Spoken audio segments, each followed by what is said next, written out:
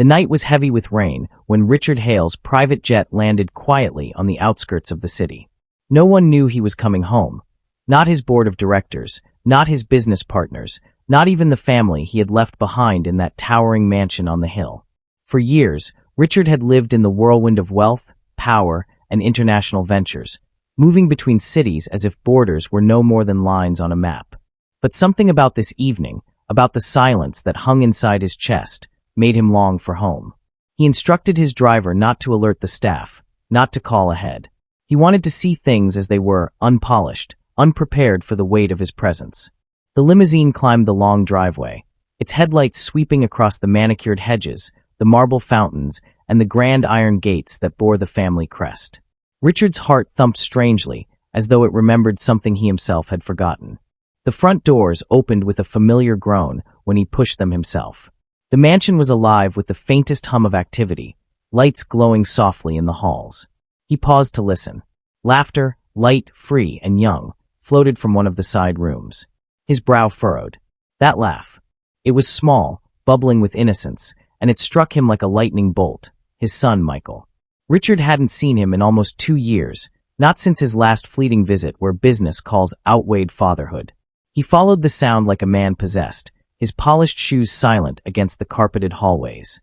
And then, as he pushed open the half-closed door of the family lounge, the sight that met him rooted him to the ground. There was Michael, barely 8 years old, giggling uncontrollably as he sat cross-legged on the rug. And beside him, leaning close, her hand resting gently on the boy's shoulder, was Elena, the maid. She was young, barely in her 20s, her dark hair tied in a loose braid, her eyes shining as she listened intently to whatever secret Michael was sharing. But what paralyzed Richard wasn't her presence alone. It was the look on his son's face. It was joy, unguarded and alive, a joy Richard had never managed to give him. For a long moment, Richard stood in the shadows, invisible. His mind wrestled with a storm of emotions. Anger, confusion, jealousy, but also an unfamiliar sting of guilt. He was the father. He was the man who had built empires, who commanded boardrooms, who moved billions with the flick of his signature. And yet here was his son, finding warmth, companionship, and laughter not in him, but in the arms of a maid. Michael! Richard's voice finally broke the spell, deep and commanding. The boy's head shot up, his wide eyes filling with both shock and delight. "Daddy!" he cried, scrambling to his feet. Elena froze.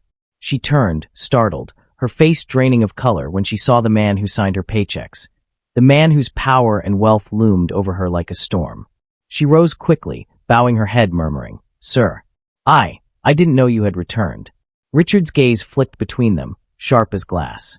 "Clearly," he said, his tone clipped. Michael rushed toward him, wrapping his small arms around Richard's waist. The child's embrace was warm, eager, desperate even. And still, Richard's eyes never left Elena. "Explain," he said coldly. Her lips parted, but no words came at first. Michael, sensing the tension, tugged at his father's sleeve. "Daddy, don't be mad. Elena was just telling me stories. She always tells the best ones. Did you know she can make up entire kingdoms? With knights and dragons and everything." Richard's heart squeezed unexpectedly, but he kept his expression unreadable. Elena straightened, her voice quiet yet steady. "Mr. Hale, I was simply looking after your son. He asked me to stay with him. He gets lonely sometimes." The words landed like a stone in Richard's chest. Lonely. His son was lonely. In this vast mansion filled with luxury, with staff, with everything money could buy, the boy's world was still starved of what mattered most. Richard studied Elena more carefully now. There was nothing scheming in her eyes, nothing manipulative in the way she held herself. There was only honesty, a raw sincerity that unnerved him more than any corporate rival ever had. Michael, still clinging to his father, looked up with eyes so full of trust it nearly shattered Richard's stern facade. "Daddy, can Elena stay for dinner with us? Please." The room seemed to hold its breath. Elena's hands twisted nervously in front of her apron, and she began to stammer. "That wouldn't be appropriate, sir. I should." But Richard raised a hand, silencing her. His mind was a battlefield, pride against guilt, suspicion against something deeper he couldn't yet name. He had returned unannounced, expecting control, expecting to see his world just as he had left it. Instead, he found a son who had grown attached to someone else, and a maid whose presence in his child's life revealed the gaping wounds left by his absence. He exhaled slowly, the weight of unspoken years pressing down on him. "Dinner," he said at last, his voice low. "The three of us." Elena's eyes widened in disbelief. Michael erupted in cheers, his joy echoing against the grand walls of the mansion. Richard's gaze softened, if only for a fleeting second, as he let his son pull him by the hand toward the dining hall. Behind them, Elena hesitated before following, her heart racing with uncertainty. She knew tonight would change everything. Because beneath Richard's polished exterior, something had been stirred, something raw, fragile, and dangerous. And neither he nor Elena could yet imagine just how far this unexpected reunion would go, or how it would unravel truths buried deep within the Hale family. The dining hall was a cathedral of opulence, crystal chandeliers dripping golden light, a mahogany table long enough to seat 30, the walls lined with portraits of Hales from generations past, all bearing the same proud, imperious expressions.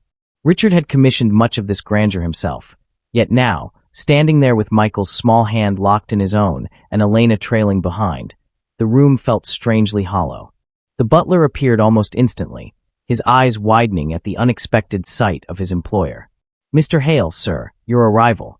"Not a word to anyone," Richard cut him off sharply. "Set dinner. For three." The butler bowed, masking his astonishment, and disappeared toward the kitchen. Michael clambered eagerly into one of the velvet chairs, his legs swinging as he grinned at his father.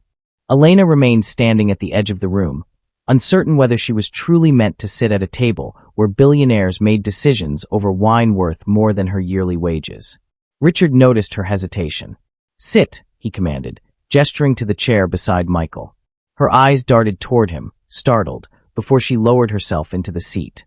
The silence that followed was weighted, broken only by the faint clinking of porcelain as the staff moved quietly around them, setting silver cutlery and polished glasses. Michael leaned toward Elena, whispering something that made her laugh softly, a sound that seemed out of place against the grandeur of the room. Richard caught it. He studied her, the way she bent gently to listen to his son, the way she smiled with genuine warmth, not out of duty. That smile had power, a quiet one he could not control, and he found himself both drawn to it and unsettled by it. "Michael," Richard said, clearing his throat, "tell me what you've been learning at school." The boy straightened eagerly, launching into a tale about a science project on the solar system. His hands flailed in excitement as he explained how he and Elena had made planets from painted paper. "She helped me. She knows everything about stars, Daddy. Did you know Jupiter has a storm that's been going for hundreds of years?" Richard's brow lifted slightly, impressed despite himself. He turned his gaze to Elena. "You know astronomy?" Her cheeks flushed. "Not formally, sir. My father used to take me outside when I was a child, and he'd point out the constellations. I suppose I never stopped being fascinated." Richard leaned back in his chair, watching her with an intensity that made her shift uneasily. She wasn't like the other staff, always measured, always calculating how to behave in his presence. She spoke simply, truthfully, without pretense. That, in his world of polished lies, was more jarring than any insult. The first course arrived, and Michael dug in enthusiastically, chattering between bites. Richard, however, barely touched his food. He was too busy observing. The way his son lit up around Elena, the way she encouraged him, corrected him gently, as if she had been in that role far longer than he had noticed. It gnawed at him. When Michael excused himself to fetch a drawing he wanted to show, Richard seized the moment. His voice dropped lower, harder. "You've grown close to my son." Elena froze with her fork midair. Slowly, she lowered it. "I care for him, yes. He needed someone, sir." His eyes narrowed. "Needed? He has everything." She met his gaze then, for the first time fully, her eyes steady. "Everything but you." The words landed like a blade. For an instant, Richard forgot to breathe. No one spoke to him like that. Not his board, not his rivals, not even his so-called friends. Yet this young maid, with nothing but honesty in her tone, had dared. His jaw tightened. "Careful, Miss Elena." Her hands trembled in her lap, but she did not look away. "I mean no disrespect, Mr. Hale. But Michael misses you. He talks about you every day. He shows me the letters he writes and never sends. He only wants his father." Richard's hand curled around his wine glass, but he did not drink. A storm raged behind his eyes, pride clashing with guilt, defensiveness with a longing he buried long ago. At that moment, Michael bounded back into the room, holding a sheet of paper covered in crayon planets. He thrust it toward his father, beaming. "Look, Daddy. This one's Saturn with its rings. Elena said if you close your eyes and imagine hard enough, you can almost hear the planets moving." Richard forced a smile, running his hand over his son's hair. But his eyes flicked back to Elena, who was watching quietly, her expression unreadable. Later that night, after Michael had been tucked into bed, Richard found himself in the study. The fire roared in the marble hearth, shadows flickering across the rows of leather-bound books. He poured himself a drink, staring into the amber liquid as if it held answers. The door creaked open. Elena stood there, hesitant. "Sir, Michael asked me to read him a story until he fell asleep. I thought you should know." Richard's throat tightened. "And did he?" She nodded. "He dreams peacefully."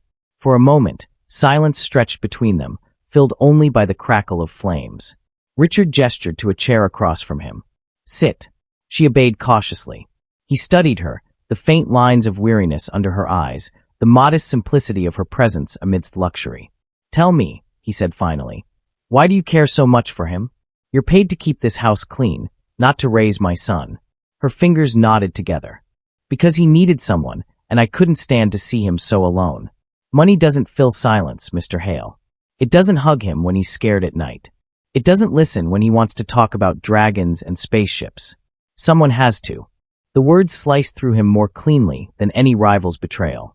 He looked down at his glass, suddenly unable to meet her eyes. For years, he had convinced himself that providing wealth was enough, that building an empire justified his absences. But here was the proof of his failure, not from his son's lips, but from the maid's. The fire crackled louder, as though mocking him. Richard set the glass down, untouched. He leaned forward, his voice rough. "You've done more for him than I have. That's the truth, isn't it?" Elena's eyes softened, though her voice remained quiet. "It's not too late, sir. Children forgive quickly when they're loved." The words lodged deep in him, stirring a foreign ache. Not too late. He wanted to believe that desperately. But beneath that fragile hope, another question burned. Why had she stayed? Why risk speaking truths that could cost her everything? There was more to Elena than met the eye, and Richard suddenly realized he had returned not only to reclaim his role as a father, but also to uncover the secrets quietly breathing within his own home. And as the night stretched on, Richard Hale, the billionaire who thought he controlled everything, sat across from the maid who held the key to the one thing his fortune could never buy, his son's heart. The days that followed were unlike any Richard Hale had ever lived. For the first time in years, the mansion was not a silent museum of wealth, but alive with sound. Michael's laughter echoing down the halls, his questions spilling endlessly at the dinner table, his small footsteps running between rooms in search of his father. Richard tried, awkwardly at first, to keep pace. He canceled meetings, postponed flights, silenced his phone when Michael tugged at his sleeve, and demanded a game of chess, or begged him to see the stars through a small telescope Elena had found in the attic. And it was Elena who remained the quiet thread binding father and son together. She would be there, on the rug, helping Michael fit puzzle pieces while Richard looked on from his leather chair. She was there in the garden, showing the boy how to plant seeds and teaching him patience, while Richard stood nearby with soil clinging clumsily to his expensive cufflinks. The more Richard watched, the more he realized something painful yet liberating. It was not the endless accounts, nor the boardrooms, nor the skyscrapers he had built that defined him.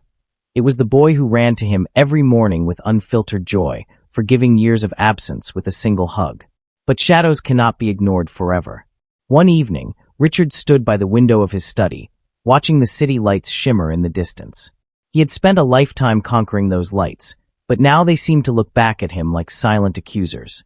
Elena entered quietly, holding a stack of papers Michael had left scattered across the floor. Drawings of planets, castles, dragons, and always, in some corner, a tall figure holding the hand of a smaller one. A father and a son.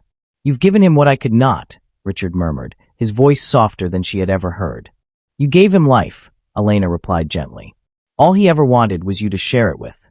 He turned to her, his eyes stormy. "Why do you stay? Why not take another position, somewhere easier, where you wouldn't have to carry the burden of raising a boy that isn't yours?" Her breath caught, but her gaze did not waver. "Because I know what it feels like to grow up waiting for someone who never comes. My father left when I was very young. My mother worked 3 jobs, and I spent nights staring out the window hoping. Michael doesn't deserve that silence. Not when you are alive, not when you can still choose differently. Her words struck him with a force money could never deflect. For the first time, Richard felt the wall around his chest begin to crack, piece by piece. He looked at her, not as the maid, not as an employee, but as the woman who had been brave enough to fill the emptiness he had left behind. From that night onward, change began. Richard no longer retreated to the city every morning. He was there when Michael discovered a shooting star through the telescope. He was there when the boy scraped his knee and looked up with tears in his eyes. He was there to whisper goodnight instead of Elena alone carrying that role. Each small moment stitched together a bond that had once been frayed, and Michael, with the innocence only a child can hold, accepted it without question, as though he had been waiting for this version of his father all along. But with every bond strengthened, Richard's gaze lingered more often on Elena. There was something about her quiet strength, her unyielding honesty, that drew him like a flame. She never flinched before his power, never sought his fortune, never altered her truths to please him. She stood in stark contrast to the glittering world of false smiles that he had drowned in for years. One evening, after a long day spent flying a kite with Michael on the hill behind the mansion, Richard found himself walking beside Elena in the fading light. The boy had fallen asleep in the grass, the kite string still wound loosely around his small hand. The air smelled of rain and earth. Richard stopped, his eyes on her. "You've given me more than anyone has in decades," he said quietly. "You've reminded me of who I was supposed to be, not the billionaire, not the empire, but the father." Her lips parted, but words didn't come. He stepped closer, his voice roughened with sincerity. "I built towers that scraped the sky, Elena, but none of them touch what you've done in this house. You've given my son his childhood back, and me my soul." Tears welled in her eyes, though she fought to keep her composure. "All I ever wanted was for him to feel loved. And he does," Richard whispered. "Because of you. And now, because of us." The moment hung between them, fragile and electric, before Michael stirred and murmured in his sleep. They both turned to him, their shared gaze resting on the boy who had unknowingly rewritten their lives. As weeks turned into months, rumors began to spread in the city. The elusive billionaire was no longer attending every board meeting, no longer racing from one venture to another. Some whispered he was distracted, others that he was preparing for something greater. But Richard knew the truth. His greatest investment was no longer numbers and glass towers. It was his son, and the life he was now determined to build around him. The night of Michael's 9th birthday sealed it all. The mansion, once cold and echoing, was alive with warmth and light. Richard had arranged everything himself: lanterns in the garden, a telescope set up under the stars, musicians playing softly in the corner. Michael's laughter rang louder than any music, his joy filling the air. And when it came time for the boy to make his wish, he clasped his hands together, his eyes glowing. "I already have it," Michael whispered before blowing out the candles. The guests clapped, oblivious to the meaning, but Richard heard it. And when his son threw his arms around him, Richard felt a truth settle deep in his bones. Wealth could build kingdoms, but love built legacies. That night, after the celebration faded, Richard found Elena by the balcony, gazing at the stars as if listening to them breathe. He joined her in silence, standing close, the city shimmering far below. "You once told me children forgive quickly when they're loved," he said softly. "You were right. Michael forgave me. But Elena, can you forgive me too? For the years I let him live in silence." She turned, her eyes luminous in the moonlight. "You already began the moment you chose to stay." And in that instant, Richard Hale, the man who had conquered worlds of steel and stone, realized that his true empire was not built in cities, but here, in the laughter of his son, in the honesty of a woman who had dared to speak truth, and in the fragile, magnificent possibility of love rediscovered. For the first time in his life, he felt truly rich.